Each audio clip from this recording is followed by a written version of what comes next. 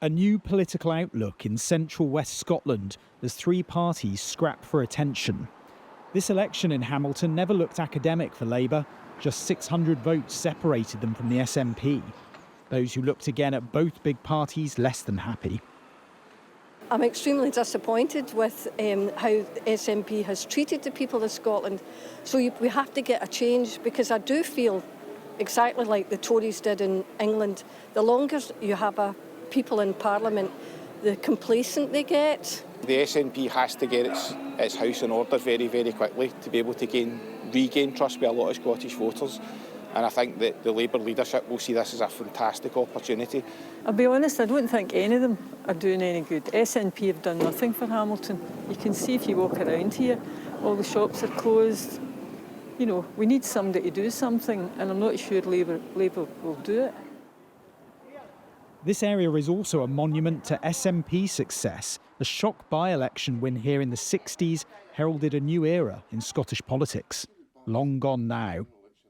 We have a deeply unpopular Westminster Labour government, putting policies out there that many detest across Scotland. But what does it say about the SNP that you still can't beat them? What it says is that the SNP has made some progress since the election last summer, but not enough.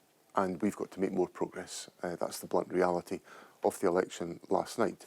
Scottish Labour Party, 8,000. For Scottish Labour, relief amid falling polls, with Holyrood elections on the horizon.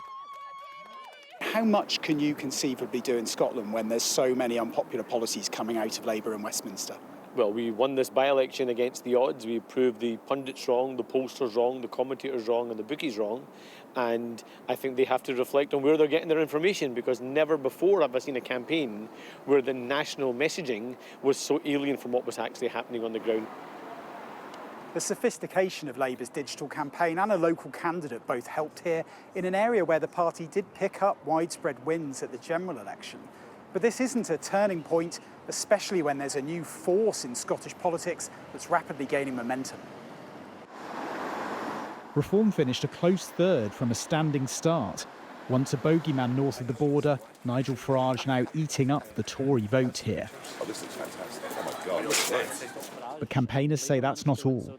There's a huge surge of young people from the SNP in particular, and particularly young men who are coming to us. Many of these young people who voted for independence have voted for the SNP now look at the situation and say, I want people to focus on the cost of living, I want somebody to focus on the NHS or education.